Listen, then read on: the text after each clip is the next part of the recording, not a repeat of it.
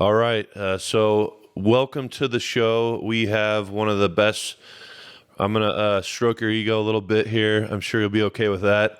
One of the best pedigree wrestling of all time. He was a four-time state champion in high school and then went to a small school called Ohio State, which is one of the best wrestling schools of all time. As a true freshman, goes on the team, becomes an All-American, and then continue that tradition four-time All-American. So just absolutely crushed it in the wrestling realm. And then he went on to MMA and has won $2 million tournaments, correct, with the PFL.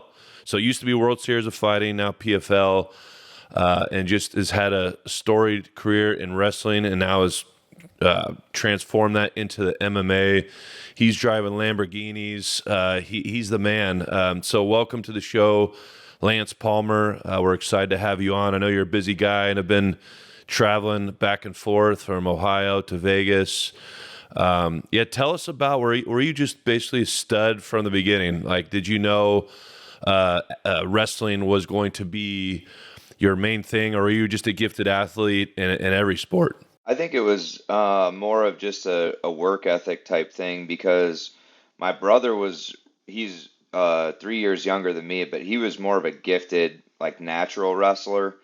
But for me, it was more of like I had to put in more effort, I would say, to get to where I was when I was at my highest level of wrestling.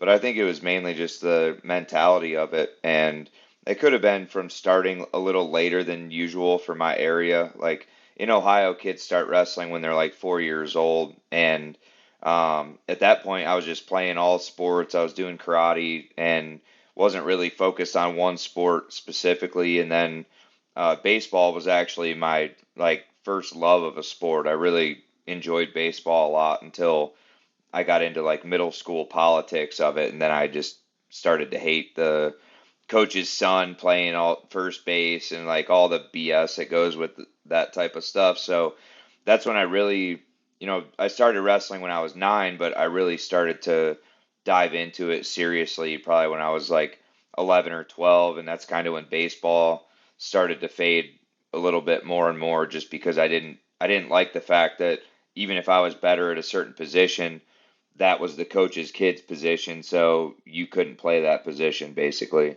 And I'm sure that goes on everywhere in other sports, but with wrestling, if you're the best guy at that weight class, you're going to prove it by winning the wrestle off, and there's nothing they can say or do. Yeah, there's no real politics in wrestling, right? Or MMA. Well, yeah, MMA. There's some politics behind the Yeah. scene. MMA is a little different just because you're your own business in a way. Like once you get into pro fighting and it is a business because that's how you make your living. So I think it's a little different, but also if you get the opportunity and you capitalize on it, there's nothing they can say. And then tell us about Ohio State. That's got to be pretty cool, right? That's the mecca of all wrestling schools. Did you have your pick out of high school, right? Being a four-time state champion, you probably could have went anywhere, right? Yeah, I basically, I mean, I had full ride offers to pretty much any college I wanted to go to, which was obviously when I look at it now, it's like, man, that's a huge a thing. I mean, I guess it's something that you earn obviously by doing well, and I had pretty good grades in high school too. So like Ivy League schools like Cornell and Northwestern, and I mean Northwestern's Big Ten, but they're really hard to get into. And um, then Penn State, obviously Michigan, Ohio State, Iowa, Oklahoma State. I mean, I had offers from all these different schools, and it was mainly just went and did unofficial visits because you only get 5 official visits and then as many unofficials as you want on your own dime. But I had been like we followed wrestling since we were in wrestling, so we knew what the coaches were all about. We knew the type of schools that had the pedigree of wrestling and the style of wrestling because when you go to a college, nowadays it's spread out a little bit more, but when you would go to a college, they would all have a similar style. Like every guy on that team would wrestle a certain way based off of what their coach was teaching. Nowadays, you have guys that are just they're great wrestlers. They go to any school that they want. They don't really pick a school based off of their style necessarily because it's just kind of broadened so much over the years. But my back then, my style and for my lifestyle and the way I wanted to be able to enjoy college and still be able to wrestle at a high level, Ohio State was just the best fit for me. So it was kind of a no-brainer. And it was 2 hours from home, so far enough away from home, but close enough if I needed something or if I just wanted to go home for a weekend in the off season. Um, I enjoyed a lot of the other schools. Like Penn State had a really nice campus, and I liked all the guys. Actually, Phil Davis was the one who took me around during my visit, and I really enjoyed it there. And one of my good friends, Dave Rella, actually wrestled at Penn State for his first 2 years, and then transferred to OSU after. But I think it was just the convenience of being close to home, but also still getting that. The big time, like the big college campus feel, because Ohio State has a huge campus, but once you're there for, a semester or two, it really just shrinks down and you know exactly where everything's at. And how was fighting there? I mean, sorry, wrestling there was because out in the West Coast, wrestling. When I was growing up, Tim and I went to the same high school. We didn't even have a wrestling team. Can you believe that? Like no wrestling. So, Yeah. what's it like for a match, or is it pretty crowded, or thousands of people, or how? What's the experience like? Well, the high school I went to was basically when I was in high school at the time, we were basically number two in the country every year. The other school that would beat us for that would was Blair Academy, and they were like a boarding school in New Jersey, and they were really well known for a lot of their sports, but wrestling mainly.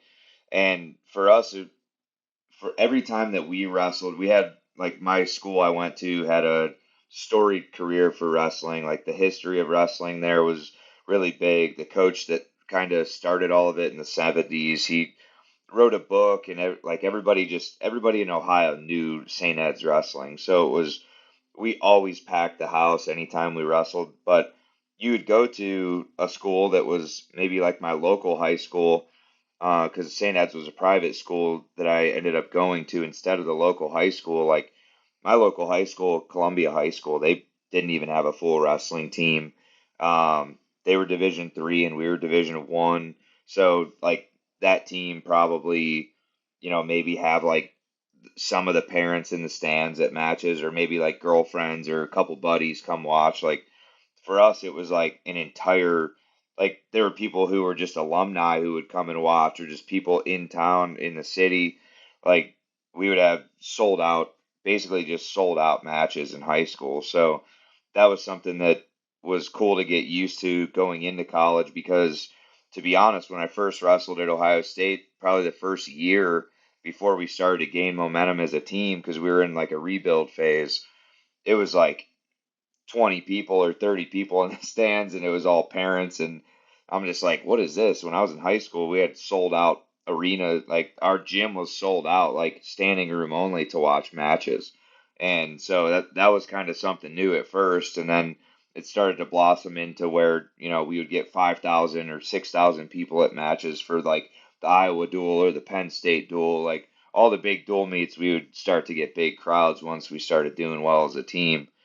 But yeah, in high school, it was definitely, it's kind of like what you're saying. I think the general consensus of wrestling, you're not going to have huge crowds for a wrestling match in high school unless you come from a school that's known for its wrestling. Yeah, it sounds like you guys were basically the rock stars of that school. You know what I mean? Everyone's coming to see you, and then all of a sudden you go to college, and it's like, oh, maybe we're not the rock stars we once thought of. But yeah, that's really cool. There's a couple things you said that kind of jumped out at me. One was that you started at 9 and that you thought that was a late start. I find that very interesting. I was going to say, wow, you got really into that early, and you're like, no, I wasted a few years of my mid-adolescence not really doing anything. I don't know what the hell. Like, why wasn't I prepared for that? But you're one of the few people that we've talked to that actually went into baseball at one point. Almost every MMA guy that we talked to, it was football, football, football. And then, I wound up hitting people, with pads. I wanted to hit them without it.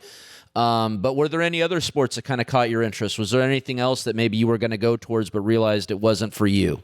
I mean, I really loved all sports really. Like I played soccer. Like when I was a kid, we were I'm the oldest of three boys. We played every sport. Like my youngest brother played hockey. Uh, Me and my middle brother, we played soccer, baseball, football. I did karate. I was probably, if I would have stayed in karate another year or two, I would have been a black belt in karate as a little kid, just because I started that at 4 years old. So it was like we always were in sports, and the reason I just didn't enjoy karate at that age was because there was no hand to hand combat or anything. It was all like you do these forms and katas, um, and that's how you either get promoted or don't get promoted to your stripe or next belt. And for me, I would go to watch my brother wrestle at practice, and I'm like, dude, he's 5 years old and he gets to slam this kid on his head on a wrestling mat. Like that looks way more fun to me. So that was kind of the thing that got me to be like, oh, I want to try wrestling and see how I'll do with it. That's really cool. Yeah, one of my first jobs actually was teaching 3 and 4 year olds karate. I was a karate instructor at 16, and it was one of the same things where I was amazed at how much a 4 year old could pick up on. I remember this one girl, I taught her, a couple different punches, blocks, and kicks. We put it all together in combinations, and it was just quick. But that was the big thing, was we worried we couldn't have these kids hitting each other in the face, really, because that's a lot of problems. You send a 4 year old home with a black eye, and it's like, well, she needed to learn how to take a punch. What's the problem? But that's amazing to me, because that was the thing that I remember when I got my brown belt. That was the first time that I could do takedowns. And the brown belt, black belt that was teaching me didn't tell me that until after he took me down. He's like, well, you can do takedowns now. And he thought I'd be kind of upset. And I was like, yes! So I was so excited, because that was the next level. So you did karate for how many years, would you say? A few years there? 4 years. I was a purple belt in karate when I stopped, and you're probably right. I probably stopped right before we were able to start sparring and competing together. But I think it was mainly too is you get into a thing like family wise. Like my brother was younger than me, and he was able to like go wrestle, and he seemed like he really enjoyed it. And I liked karate, but it wasn't something that I really enjoyed like baseball. Like even I was probably 9 years old. I was in fast pitch by then, anyways, and that was like I loved baseball. That was my thing, and so baseball and wrestling were my two sports, because baseball I could do in the off season of wrestling and vice versa. So I was able to do both of those for full season and still have time in between to just be a kid. But I think it got to a point, like I said before, with baseball, where it was just I grew out of loving it just because basically of the coaches, of how they would, play favorites and stuff like that. And it was like if I knew I wasn't as good in a position, I'd be cool with it. But even at that age, whether you're better than your buddy or not at, pitching or first base or center field or whatever. So that's kind of where it got frustrating. And most kids probably wouldn't say anything, but I was like, dude, fuck this. I told my dad, I was like, I don't want to play baseball anymore. It's like the last game I played, I walked out of the dugout in like the fifth inning, and I was like, I just want to wrestle this summer. Fuck this shit. I was pissed. I was reading an article on you wrestling a bear, which you don't see that too often. How did that happen? You were a senior in high school. Would someone be like, "Oh, this guy's cleared the competition. Let's see if he can wrestle a bear"? How did that? Well, my dad raised exotic animals since like right before I was born. So we had animals like um his business partner lived like 5 minutes from us, and we lived out in the country, so there were no like laws against having exotic animals or anything. And Ohio was actually one of the bigger states, like besides Texas and Oklahoma, that allowed exotic animals as like household pets, kind of, I guess you could say. But he had 23 acres of land, and we had a pond, and we had a bunch of different fenced in areas. And it started with one bear back in the 80s, and then it turned into basically like a rescue type deal where they had, you know, we were taking care of 9 bears at one point, a bunch of wolves, white tigers, Siberian tigers. We had a male lion, a female lion, and then we would have like raccoons and fox and stuff like that that my dad would do educational shows at schools with, like all the animals that you would see like outside, like possum and stuff like that. But it was like an educational show type deal. And the original Caesar the wrestling bear was in the 80s. Like they would take the bear to Canada, Pennsylvania, Michigan. Like they would drive around to these different bars they had contracts with, and um, people would sign up and they would pay like 20 or $30 to wrestle the bear. And if you could pin the bear on his back for 3 seconds, you'd win $1,000. And like every drunk dude thinks they can pin a bear, so it's easy money basically. So they traveled around all the time in the 80s and 90s, and that was kind of what got the ball rolling for the business. And once we got into tigers and different animals, and we had black leopards and stuff like that, so we got to a point where we could have, we would set up these tents, and we'd have fenced in tents at state fairs and stuff like that, where state and county fairs, and we could go and people get their picture taken with the bear or with the tiger or with one of the baby animals. And it'd be like 20 or $30 depending on how many people in the picture. And we had the thing for the exposure of the film and the frames and everything right there. So people would get their pictures taken with the animals and come back in 30 minutes to pick up their pictures. And that took off that was like 15 years. And that was when I was old enough to start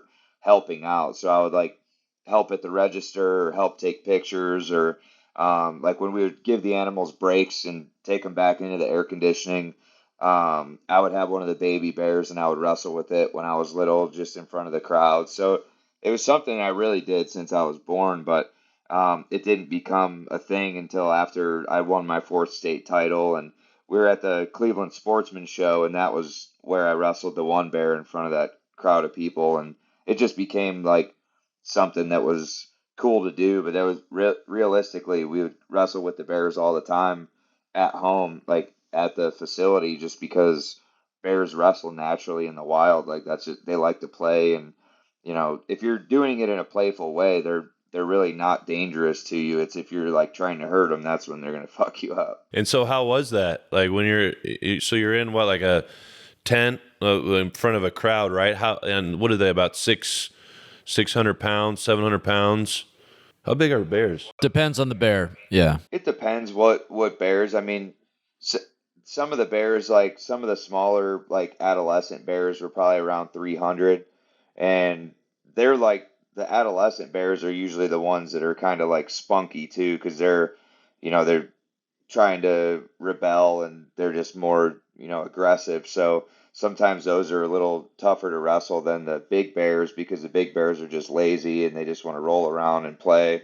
So it was kind of just dependent on what stage of life the animal was at that I would wrestle at the time. But I think it was just more of an entertainment thing. So it was just playful, and it just turned into a thing that people like record it or take pictures of it, and then that's how it kind of got out to be something like that. I wrestled bears all the time. You've made a mistake here, because now I could care less about all your collegiate wrestling. I just want to get into this bear wrestling stuff. But I'm curious, when you are wrestling the bears, is there any kind of thing around their claws? Do they have a muzzle around their mouth, anything like this? Or is this just a full-on bear that is just ready to go at it with these humans? It's just he's got all his teeth, all his claws. We never declawed or did any of that stuff. When we got to a point where we would have, like back in the 80s, they would just have them wear like an old school plastic wrestling headgear, so like their ears didn't get scratched or something. And then That's kind of what I figured. Something more so for the bears' protection than for the humans' protection. But yeah. yeah, exactly. It was mainly like once we got into like early 2000s, before PETA started getting crazy about stuff, we would have them wear like a full like Dickies jumpsuit so they didn't get scratched or anything. So it was like the guys, we'd have like six different size Dickies jumpsuits, the zip up ones, and guys would sign up and try on what size fit them, and they'd go out there and get fucked up by the bear, and then go back to drinking at the bar. It was it's definitely wild to think about now, because after PETA kind of shut everything down in Ohio, there was this guy in Zanesville, Ohio. He had gotten out of prison, and his girlfriend or wife who was watching the animals while he was gone left him because I guess that was part of her plan. But he had this, mental breakdown, I guess, and let the animals out of their cages and killed himself. And then that kind of ruined it for everybody else who had like a business like we had. So all the animals kind of got separated into different zoos and different areas across the country. So that's kind of when that ended for us. But up until that point, it was like a family affair. We would go clean the cages and feed the animals every day after school or after practice, and it's what we did, my whole life. Did you have any pets in the house, like living with you, or did you have any kind of house pets? We would take some of the baby animals home sometimes. Like we had three wolves that we would take home with us when they were small, and they were just like dogs. Like they would just hang out with us and just wanted to be around us. And I have a couple of pictures on my phone. Actually, I was showing somebody the other day of we had a baby lion, a baby leopard, and a baby tiger. Or no, it was a baby black leopard and a baby tiger, and they were all three just on our kitchen floor, just like they were literally like this big, and that's like you're bottle feeding them all the time. So we would just take them home and have them at the house just because it was easier to feed them when they needed to be fed.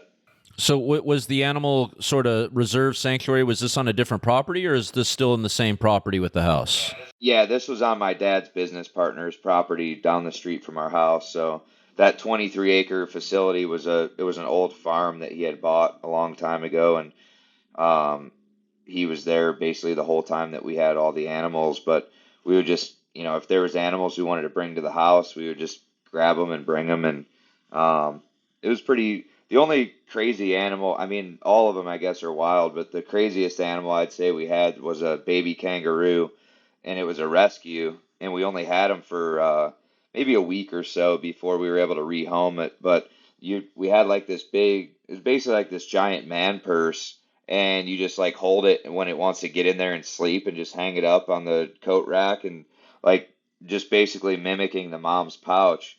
And this kid Chris Honeycutt, he went to high school with us, and he came over one time, and he's like walks in the door, and the thing just hops across like this hallway that we had from the kitchen to the living room. He's like, dude, was that a fucking kangaroo? And it's like, he was like, he's like, I'm high, but this is like, I'm fucked up now. He's like, he was so tripped out by it. And then next thing you know, he's like hopping around behind it in the living room and stuff. And it's like, the stories like that from my friends that grew up with me or that were around in those days, they're just like, dude, it was so crazy. You guys had all those animals and like nothing ever happened bad to you guys. I'm like, we took care of them like they were our pets. So, and we knew the boundaries. Like with a big cat or any animal like that, they could always kill you at any point. So you have to always be aware when you're in there. You can't just be fucking around, and you have to take it serious because obviously they're wild animals at the end of the day. No matter how much you try to tame them or how much they love you or want to be around you, there's still instinct there that they can kill at any point.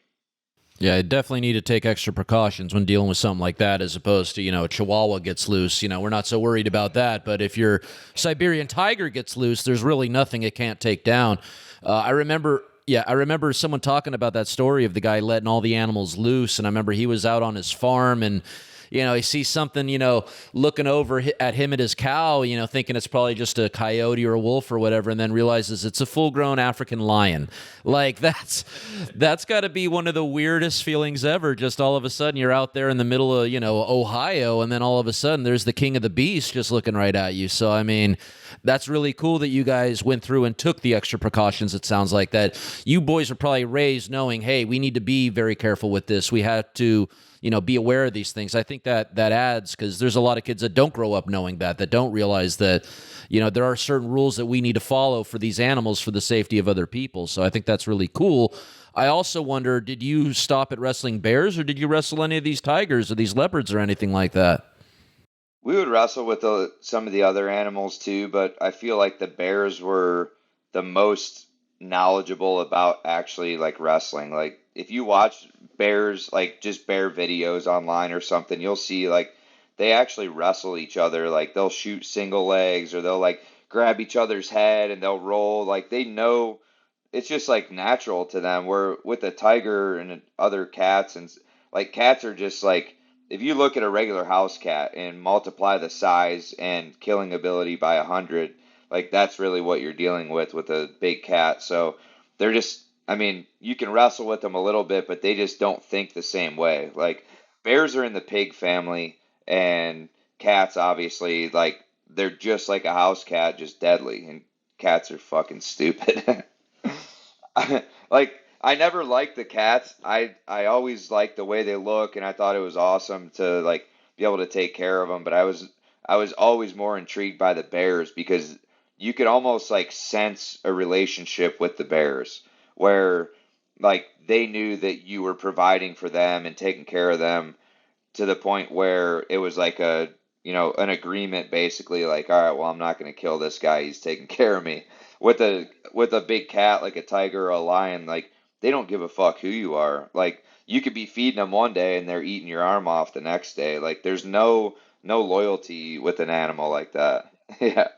No, and it's funny because I've often said that if I could be any animal, I would want to be a grizzly bear because I did read a study one time that says that a grizzly bear can never die from overeating. They just hibernate longer, and they always seem to be having a good time, especially as babies. Like you say, they're wrestling around. It makes me wonder. We have tiger style, we have crane style. Why isn't there a bear style of fighting? You know what I mean? Like you say, it's basically jujitsu. They're taking these single leg takedowns and stuff. So, find that fascinating. All the guys at Alpha Male used to call my style long arm bear style, so I think that's the only bear style that we have in MMA so far. I mean, we could talk about animals all day. We love animals. But interesting thing about you is when you got out of Ohio State, I think you signed your biggest promotion right out of college was RFA. You had a unique situation, right? You had a decision to make regarding the UFC. So you could have got in the UFC no problem. That wasn't an issue. I know a lot of people in the industry, and I think you were going to fight for us at one point. It was right before you made the decision to go to the World Series, which is now PFL. But you had a big decision. The World Series of Fighting, now PFL, was paying big money, right? So you knew you go to the UFC, it's more publicity, you become a bigger name, but maybe not get paid as much. Tell me about that decision, because we talked to Danny Castillo in depth about that, about going to the UFC and having more of a legacy, but not really getting paid, or going to an organization like World Series of Fighting, PFL, that has $1 million prize. And we asked Danny that, and Danny said, well, I'd rather get paid. I'd rather have the money to provide for my family. Fighting in the UFC was really cool, but I'd rather have a couple million in the bank. Tell us about that. No, it's I mean, Danny's he's gonna be real with you no matter who you are. He's gonna say the truth, and he had the opportunity to fight in the UFC for years, and he had it's a great platform. It's a huge opportunity for anybody. Like anybody that would say they don't want to fight in the UFC would be lying. Like that was always my goal when I first started fighting. On the background of one of my old computers that I still have at home, the background is the original UFC belt. And that was all when I first started fighting and I was living on the block in Sacramento. Like that was my goal. I wanted to win however many fights I needed to win to get into the UFC and then start competing, to try and get to the top of that organization and win a title. And it's not to say that that's something I still don't want to do, but when it comes to financially and being able to provide, like I have two kids now, and we live a good life, and it has a lot to do with the road that I've taken that is maybe the road less traveled. I kind of look at myself as similar to how Eddie Alvarez took his direction, and he didn't really go right to the UFC. He fought in, I think in Dream for a while, and then he went to Bellator, and him and Chandler had those wars there, and he was there for a long time. Then he went to the UFC and won a title, and then did what he wanted to do and then moved on, and then he went to ONE FC and really cashed out. And now he's back at bare knuckle, probably making great money there too. So it's um, for me, it wasn't always like follow the money only. Who cares about legacy or anything like that? Because I'm somebody who obviously, like with my wrestling background, like that was always my thing, was like I want to be able to do things that other people can't do easily, like be a four-time state champ or be a four-time All-American and Big Ten champ, and make all these accolades. So when I look back at what I did in life, it was like, okay, I accomplished a lot of things, because at the end of the day, money comes and goes no matter how much you make. Like you still have to work, or you still have to be doing something to make money just to make a living. But to be able to make a lot of money in a short period of time, it kind of just jumps you up to the next stage in life. Like once you're done fighting, you can use that money elsewhere to where you're making passive income, and then the things that you're doing, you can kind of make better decisions on the right nows, instead of just making a brash decision like, oh man, I got to fight because I got to get paid. I'm running low on funds.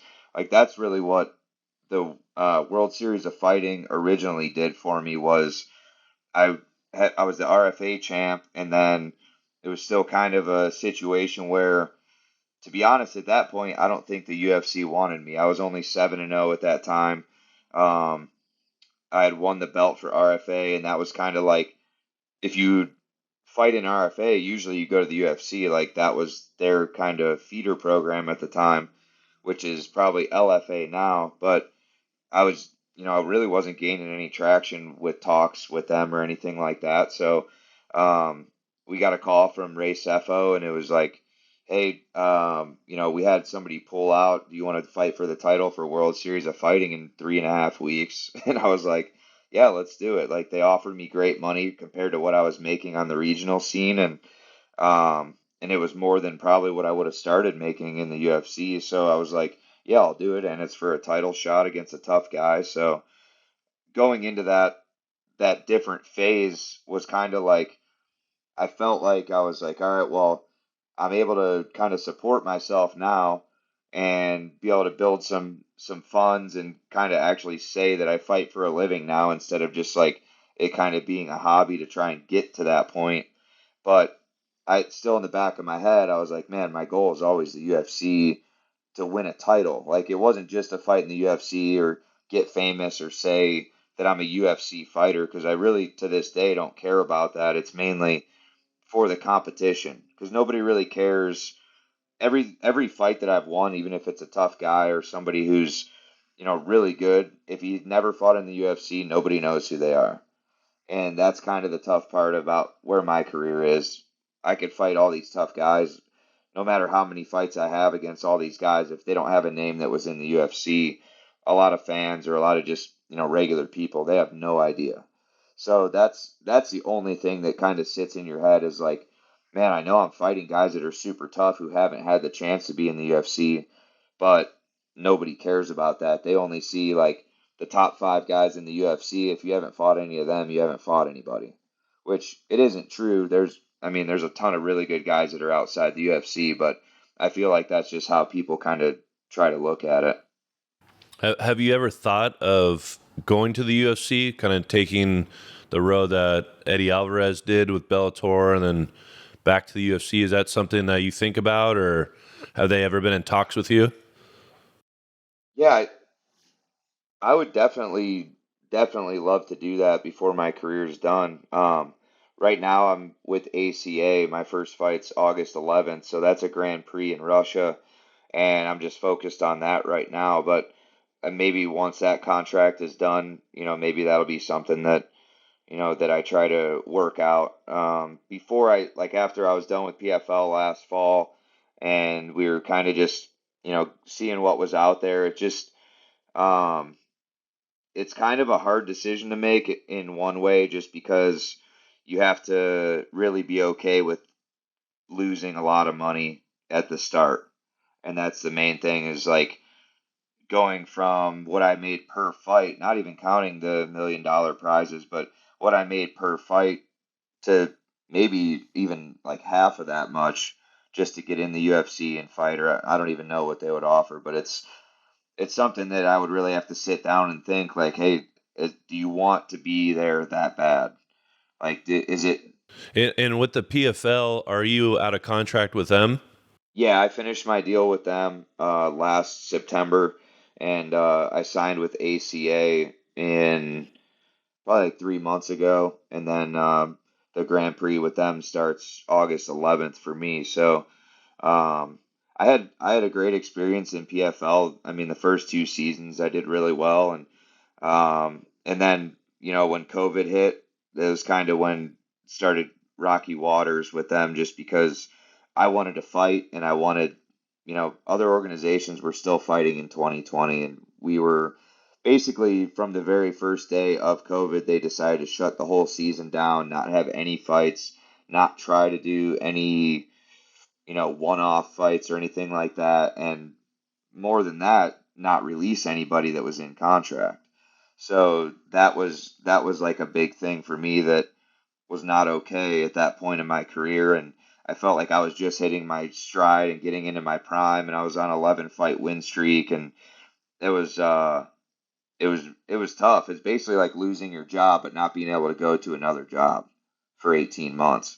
And that was kind of my main beef with that whole situation. But after, I mean, obviously I was still in contract, so once the next season finally came around, I had to fight that season out, and then last season I had to fight that season out to get out. So there was a lot of things I did in 2020 to try and get out of the contract, but I just couldn't couldn't get out of it in time. By the time we had a deal with my lawyer and stuff like that to try and go through with it, it was already like 3 months before the next season. So why not just stay there and fight? But I feel like I lost a lot of maybe love for the sport during those 2 seasons because I wanted to feel um, I wanted to feel like I was excited to fight instead of just having to do it to fulfill a contract. And so once I was done with the deal this past fall, it was kind of like a little weight lifted off my shoulders, and I didn't have anything against them at that point. It was just like, we got to this point, and in my own head, I was already out. So that was kind of why there was no way of re-signing that. Yeah, I appreciate you telling us about your experiences with COVID, because I always said I felt like the class of 2020, the high school students, the college students, I felt like it clearly impacted them more than anyone else. But then I think the next level would definitely be the professional athletes who, or even the collegiate athletes who had, training all this time for the season that just didn't happen, and like, I remember watching these baseball games or basketball games with empty stadiums and just thinking, man, how weird is that? But also, hey, at least they're playing, at least they're doing this thing. And like, I know a lot of fighters just really wanted to get in there and do something. Hey, let's make sure I'm clean, he's clean, let's go at it and fight. I don't see the problem there. So I can understand how frustrating that must have been and how that could totally derail you. I did want to also talk about how you're a high school wrestler, you're a college wrestler, but then eventually you get into MMA. Was that always the end goal, or was there ever a thing? Because I'll be honest, I'm not totally confident if there's a professional wrestling league outside of college. You know what I mean? Like, I don't think there's really anything like that available for wrestlers unless they want to go the WWE route or something like that. But like the Kurt Angles and guys like that wound up doing. But it seems like MMA is the conduit for most wrestlers, and it makes me wonder too, why isn't there some sort of like MMA team in colleges now? It sort of seems to me like that would be a thing that could kind of be a sport now. I get it in high school. Probably can't have two 14-year-olds beating the crap out of each other and breaking each other's legs. You need parental consent for that, but I do think that it's something that maybe should start seeing it in colleges now. Is that something you think maybe we'll start to see? Yeah, I think to your first point, I mean I think it's the next thing after college wrestling if you don't plan on trying to wrestle for the Olympics. So for me, my goal was never to try out for the Olympics or be on a world team or anything. I was never really like a freestyle fan of freestyle wrestling. Collegiate style wrestling was always my bread and butter, and I did well in freestyle when I would wrestle it in the summers and stuff, but it really wasn't something I trained, full time or really took serious. So after I was done with college, it was mainly I coached for a season at Virginia Tech, and during that time, that's kind of when I thought through the process of, if I really wanted to go and try to fight and get into MMA. So after that first season was when I moved out to SAC in 2011 and just like, let's give it a shot. Let's see how it is. Like, you really don't know until you submerge yourself into that whole lifestyle of like, training jujitsu and kickboxing and boxing and sparring and getting punched in the head and like getting kicked, and you really have to like harden your body up. And if you're not a tough person already, it's really tough to like just jump into that and be like, all right, this is what I want to do. Because it's definitely a hard sport, and you definitely go through a time period of not making any money doing it or very little money doing it unless you really, you know, win a bunch of fights or do really, really well with how you stage your career. But it's not a sport where you're guaranteed to make a good living either. So it really is just something you have to dive into and believe in yourself. And Uriah was obviously really good with that. And I mean, he's like, his self belief is like to the point of delusion sometimes, where it's like he believes that he can do anything. And like once you get that mindset of like, oh, this is, I can do this. I believe in myself. I put the work in. I put the time in. I'm with the right group of people. When you start to do that, it's kind of like, all right, well, I believe I can do this. Because there were times where, before I signed with World Series of Fighting, I had already been fighting for 3 years, and I was like lucky to get a fight, every 8 months or something. Like, it was super hard to get fights on the regional level. And I was at a point where I was like, man, this just sucks. Like, I was mowing lawns when I first moved out there, trying to get by and make enough money to pay rent and fill up my truck, like doing private lessons with wrestling kids in the area. So it was like that part of it's a struggle, but if you just believe that you can be the best and you keep yourself just on that tunnel vision and stay on that right track, it's hard to get derailed. So it's that self belief system of it. But going to your next point about the starting like an MMA team for like high school or college, there's a lot of MMA, like kids MMA tournaments where it's like I think it's called pancrase or something, where you can't punch to the head, but you can kick and punch the body and stuff like that. And it's like full MMA. Like, there's little kids that are already doing this stuff. So I mean, the next level, like the next wave of kids coming through once they get to 17, 18 years old, I wouldn't be surprised if they just try to go right into it instead of going to college or something. I'd say there's probably an issue with liability, but I can't see how it'd be any more liable than football, and wrestling. You know what I mean? The same amount of injuries, the same type of injuries are happening. Probably even less so because you have the ability to tap out before you can even get seriously injured in some cases. But yeah, this is something I was curious about. It's something that I never really put much thought into. I do have to call you out for one thing. It seems like you kind of sold your college career short because you were only a 4-time All-American. Why not 5? Why not go for 5? I don't get it.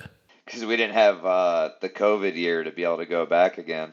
Oh, okay. Oh, I see. It was a college thing. I was like, dude, this guy quit at 4. Why not go for 5? No, that was a joke. Well, Yeah. technically, you only get 4 years of eligibility. So all these guys that are getting 7 years, it's like, well, it's crazy now though, because there's guys that are like 6-time All-Americans because of COVID. It's like, all right, well, how are you getting all these extra years because of one season? How are you a 7th-year senior? Because they're like, it's stupid. Everybody got an automatic All-American for 2020, no matter what. If you made it to the NCAA tournament, you're an All-American. So you could be a 5-time All-American, but then you get an extra year anyway. So it's like, if you're a 4-time All-American already and you're getting an extra season now because you just had to like petition or something and they give you an extra year. So that's how there's like 6 and 7-year guys in there. It's like, it's going to have to come to an end at some point. So like, if you started after 2020 season, I think that's going to go away to where you only have like your real eligibility. But yeah, it's crazy. How do we get the name the party? Well, where did that come from, and who gave you that nickname? So I guess Faber gave me the nickname, but it was from a story from college. So like when I first got to OSU, there's like every year in the fall they do an athlete meeting. It's like all 900 some athletes from every sport. We meet in this giant auditorium, and basically you meet with the like all the head coaches, and then the who the heck is the guy? The the main guy, whoever runs all the coaches. Not the dean. I know you mean like the athletic. Yeah, Director, yeah. yeah. The director. Yeah. So you meet with the athletic director, and he like basically like a pep talk or whatever. So I'm trying to find, me and a couple of my buddies are on our way in there, and we're trying to figure out what door or what auditorium to go into, and we're running behind, and I opened the door, and it was like down low in the auditorium where all the coaches and athletic director are, and I look up, and there's like everybody's just sitting in there, and they're in the middle of obviously a talk, and I just like look over at the coaches, and I'm just like, I'm here for the gangbang, and I close the door real quick, and ran, and I run up the stairs, and then I go sit like all the way in the back, and my college coach at the time was like just staring me down for like 20 minutes from that point on, and just like, dude, like I'm gonna have my hands full with this kid. But and then I don't know who like told somebody that story, but somebody told Matt Brown that story, and then somehow Matt Brown at some point got it to Faber. It just went through the grapevine to them. So that was Faber's like Faber really brought like the party name to life, because he was like, you know, you could, it doesn't have to be just partying, it just be like having fun in the cage, like really letting loose, and you know, just kind of bringing the life of the party into fighting. So he's always like the nickname guy. So I feel like it was the right thing to do. And tell us about that. So you moved to Sacramento in your beginning of your career. How long did you stay there, and where are you now? Now I know you train in Vegas, but you also train in Ohio. Where do you train at Ohio, and how long was your time at Team Alpha Male, and why did you leave there? Was it just time to move on, or kind of your path with teams? Yeah, so I moved in spring of 2011 to Sacramento, and I stayed there until basically 6 years to the day. In April of 2017 was when we moved back to Ohio, and it was mainly at that point, it was a little bit of moving on, but it was also my wife wanted to live closer to home because we were going to start having kids, and she just wanted to be closer to family for our kids. So that was the main reason we moved to Ohio, and it really wasn't training related. Like as you see now, like I'm in Vegas, I pretty much sacrificed my time with my family for training camp. So I would love to live in a place with my family where I could train every day, but like I train in Ohio at Matt Brown's gym, and um, you know, it's him and a couple other guys, and we have a good group of guys that we train with, and that's usually like my out of fight camp training, and it's really good. I just there's not a ton of guys around my weight. I guess being an alpha male for that many years, I was kind of spoiled because you know everybody in the room is between 35 and 55 for the most part. So you have everybody you can imagine around your weight class, and that's kind of why like before I was out in Vegas this time, I trained in 2019 with Frankie Edgar and Eddie Alvarez in New Jersey, because that was like driving distance from Ohio. So I would drive out for camp and come home on some weekends. But, um, you know, I think it was just at that point in my career, it was time to move forward and try to get some new looks with coaches, and,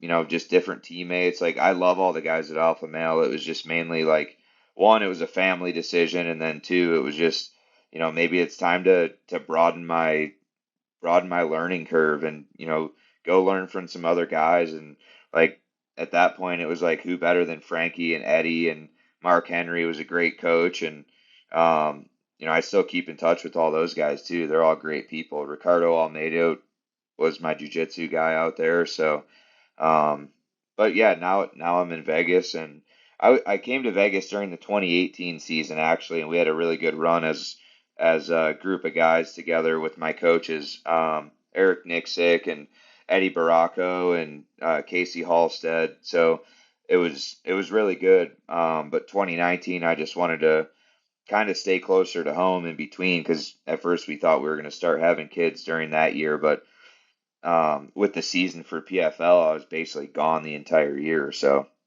if she would have had a kid, it wouldn't have been mine. And what team are you with in Vegas? Mainly extreme couture, like that's where I do a lot of the training. But the the advantage to, I mean, obviously I'm not in the UFC, but like Cody, I'm staying at Cody's house, and all the guys that are in the UFC, like our advantage is being able to set up practices at the PI. So if we want to go to the Performance Institute for practice, we just set it up. So Chase Pam, he's a wrestling coach out here. He actually wrestled for Cal Poly when I was in college, and he's got a really good wrestling club here. And he'll come to the PI and run us through wrestling practices, and gives me the opportunity to be able to train without teaching and practice. Like I'll still throw my 2 cents in when he asks for it, but it's nice to come in and be a student instead of trying to coach practice and do it, which is what I did a lot at Alpha Male. So it sounds like you're itching to get in the UFC a little bit, right? You're training at their facility. You've made a lot of money in the sport. It seems like you kind of want to push your legacy to another level in the MMA world, like you did collegiately in the wrestling world. Do they approach you at all? I'm sure they know you're there, right? I mean, it's not a surprise. I mean, the crazy thing is like I've been so cool with a lot of the UFC employees. Like Heather's an awesome, she runs all the physical therapy and stuff there. She's like the head trainer there. And then um, Kyle's one of the guys who runs the strength and conditioning part of it. And obviously Forrest Griffin, he's like the face of the PI basically. And I've known him for almost 10 years. Like a guy named Jimmy Gifford, who's a boxing coach out here. We used to train together with Jimmy Gifford back in the day when Forrest was still in the UFC. So, like, I've known these people forever, and Sean Shelby, and he's one of the matchmakers in the UFC. Like, I've seen him out a bunch in Vegas, and had a really good time with him a few times. And he's known who I am since I beat his jiu-jitsu coach in RFA back in the day in Vegas. And I always joke with him like that's why that they don't want to sign me for what money I want because I beat his coach. But no, I mean I mean maybe whenever it's meant to be, if it is meant to be, it'll happen. I'm not sure. It's definitely something that I want to happen. I just don't know if I want to sacrifice financially a lot to do it. So it's got to make sense. And obviously, I know that you know I haven't really proven myself in the UFC because I haven't been there. But I feel like I've done more than enough to prove myself outside the UFC to earn a fair payday.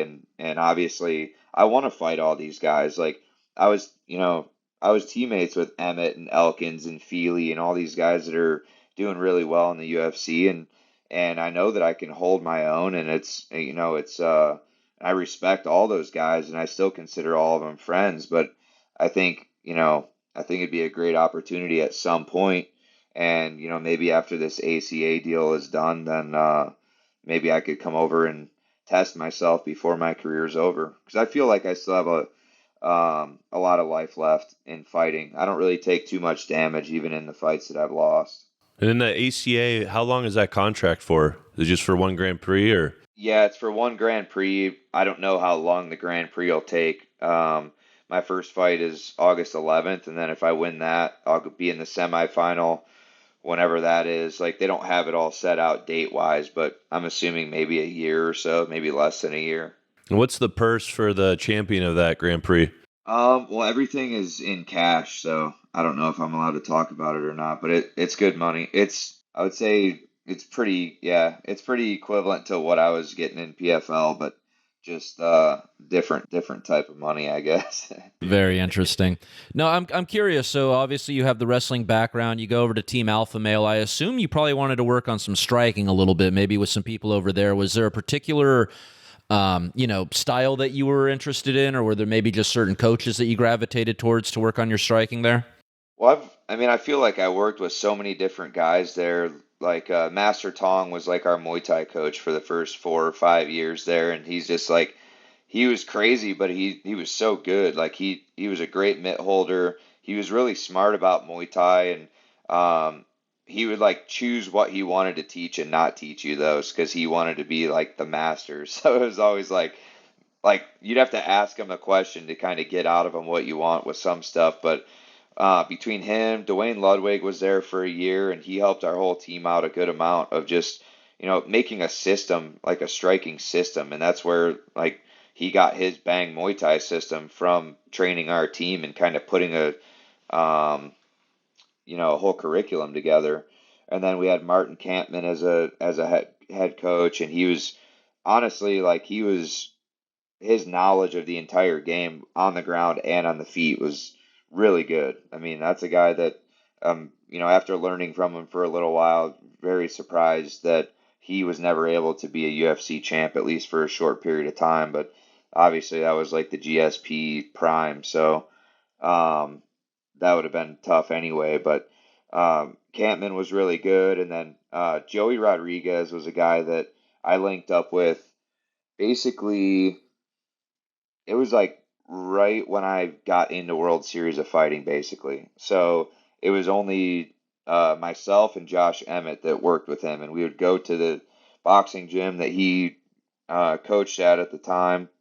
We would do mitt work with him and work with him, and I feel like I made a lot of good gains with him during my time working with him, and he was probably like a wrestler and boxer mix is I would say probably the best mixture for MMA because you're even if you're not a great striker, you have enough power in your hands and enough knowledge to be able to hold your own to at least get it to the ground if you need to. Whereas, if I'm just a striker, then I could always knock a guy out, but if I can't knock him out and he takes me down, I'm a fish out of water. So I always felt that even more so than Muay Thai, I felt like boxing meshed well with my wrestling. So those were kind of like boxing was like the main thing that I really wanted to continue to improve on. And still to this day, I still feel kind of new to boxing, even though I've been doing it so long. I learn little things all the time. And then you said you've trained with all kinds of camps. What is some of the toughest guys you've been against? Specifically, probably Team Alpha Male. I feel like you spent a lot of time there. How was it fighting guys or training with guys like Uriah, Josh Emmett, Danny Feely? What was your hardest competition over there? I guess it's hard to say because like there were days where there's days that they have their best days you don't feel so good, or days you just have bad days, and it just happens everywhere you go. But I think the cool part about it, I'm not ignoring the question. I'm just trying to say like I wouldn't say there was like one person who was like, man, that guy was the best guy in the gym all the time. Like, because there were some days like you would do really well with the guy, and maybe he's not having his best day. But that's why I think as a team we did so well at growing and getting better together. Because if you're not on your A game every time you go in there, somebody's going to get the best of you. And that was kind of like Feely has a different style from Emmett, who has a different style from Mendez, who has a different style from Garbrandt. So it's like all these different guys around the same weight class with different styles. And even if you're a wrestler, you have a different wrestling type. Like my wrestling style is way different from Chad's style. So like even though we're similar backgrounds, we have completely different fighting styles. And then Chad got to a point where he was knocking everybody out in the fight. So, everybody's like, oh shit, like he's not just a wrestler, he can knock these guys out too. So you get to that point of like we had all these different guys in the room who could do so many different things that every day you're leveling up. And so you couldn't really have a bad day because if you did, you'd be exposed. And I think that's what was so good about it. Yeah, I feel Chad was similar style, similar pedigree to you. Did you guys you ever have a guy that you kind of go to stalemate with? You know, just a guy that is on your same level, because those are super high level wrestlers, and I feel like most guys you train with aren't on that level as Chad. Yeah. No, I feel like Chad and I had we had really good goes together, and obviously we both respected each other a ton because of what we did in wrestling and like our ability in MMA. And I think, there were times where maybe we were just kind of both like hesitant to do something during sparring rounds or wrestling or whatever. But I feel like, out of all the guys, Chad and I were on that same level of wrestling ability. And it was fun when we did go, like we wrestled a lot together. It wasn't like nobody avoided each other, and that's what's cool about that gym is you want to, obviously respect everybody, but prove yourself at the same time. And when Buckles was the head coach for a little while, they would have like king of the mat. So like they'd put your name up on this whiteboard for that week if you won king of the mat and stuff like that. So when I would be in, when I would be in for training and I wasn't out of town, or if I was training for a fight, I would always be like trying to get king of the mat. So it was like there was one time I was in the finals of it against Emmett, and get king of the mat for like 2 weeks, and then if you're not in practice, somebody else gets king of the mat because you weren't there to defend it. So you're like, oh fuck, I got to go back next week and try and get king of the mat again. And then they had like for the team runs that we would do before Muay Thai, like everything was a competition, and that's what's so good is like you're always pushing your partners and your friends to do better. And that's something that's kind of hard because I see it at a lot of different gyms where you're really just on your own. Like you have teammates that you call teammates or people you train with, but they're not like friends. They're not, you don't go to cookouts with them and do all the things that we did at Alpha Male together. And that was a super unique time with all those guys at Alpha Male back when it was like Dillashaw, Benavidez, Mendez, Faber, obviously, Castillo, Feely, Emmett. Like we had, there were so many other guys on the team, like even Alex Sandoval and Bo Po, and it's just that was like a real family setting, really. I think you could get that from anybody you asked who was on the team at that time. Yeah, and I feel your fighting style, I feel obviously you're a dominant wrestler. Is it ever tough in the cage when you're about to, they're about to bring out your opponent? You're like, I know I can out wrestle this guy, but you know how it is in politics with MMA is the fans want to see knockouts, right? Like we appreciate wrestling, jiu-jitsu, but at the end of the day, you want to see someone go to sleep. Is that ever in your head? Because I know to progress in the sport, to get that legacy, that you got to knock people out, right? But when you're in there, your pedigree of wrestling is so high that is it hard to turn on that switch when you know I can out wrestle this guy? It's one of those things for me that always goes through my head because I want to be exciting. Like I don't try to fight to bore people.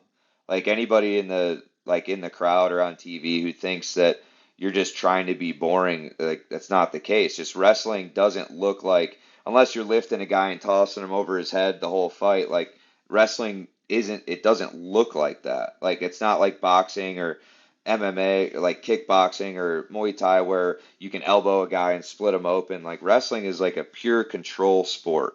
And even jiu-jitsu looks more exciting than wrestling at times because you're putting somebody in a strangle or you're, you know, about to snap somebody's arm or ankle. It's like it's just so different where wrestling is like if you're in control of another guy, like literally you're controlling that guy of what he can and can't do. Yeah, it's going to look boring because he can't do anything.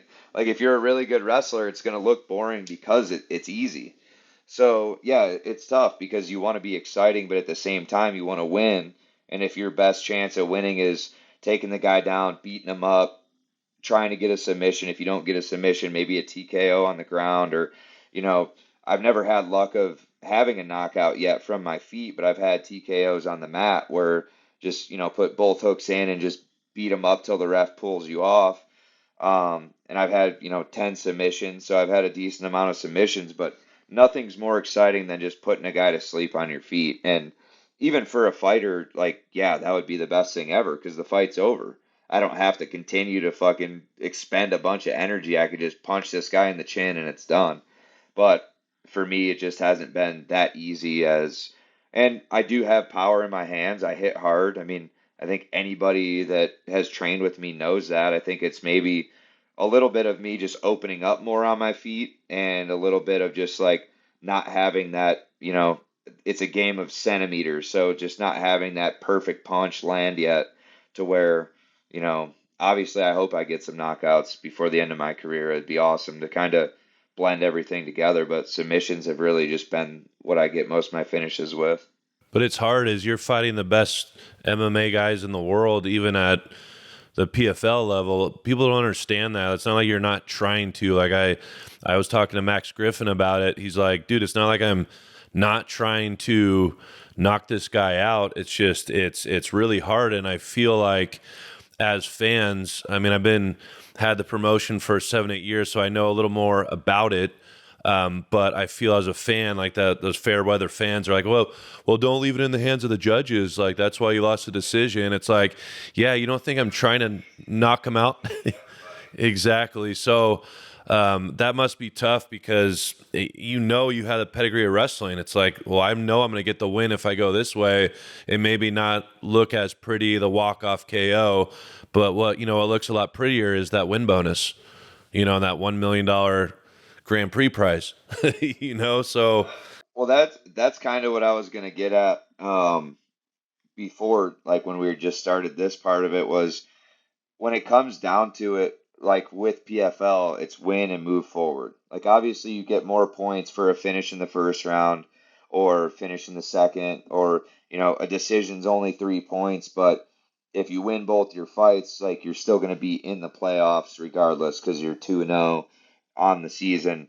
So going into PFL, it was like, yeah, I would love to have a finish. Like, my first year at PFL, I only had one finish, and it was or no, I had two finishes. Both of my first two fights were finishes. Um, and then the quarter, semi, and final, I had all decisions. And it was just like, I got all, it's win and move on. And back then they had two fights in one night. Now I think it's only one fight and then the final because they only have four in the playoffs. So back then it was like, man, this is sick. I just got to win this fight. Then I'm in the semis in an hour. Then if I win that, I fight in the finals in 2 months. Like it was all about winning. Like the mentality was to win. It wasn't like, hey, I want to be super exciting, but then get fucking knocked out with 10 seconds left, and there goes my chance at $1 million. Like I'm sure some guys may fight like that in that season setting. I feel like it's different for the UFC because, yeah, you want your ranking to go up, but also that that's why you're in the UFC to put on an exciting fight because you know that Dana's going to be pumped even if you lose that you guys had a fucking war or you put on a great show. Like that's what they care about. But in PFL, that's not the case. Like you have to win to move on. You could be super super exciting and fucking lose two fights, and you're not even in the playoffs.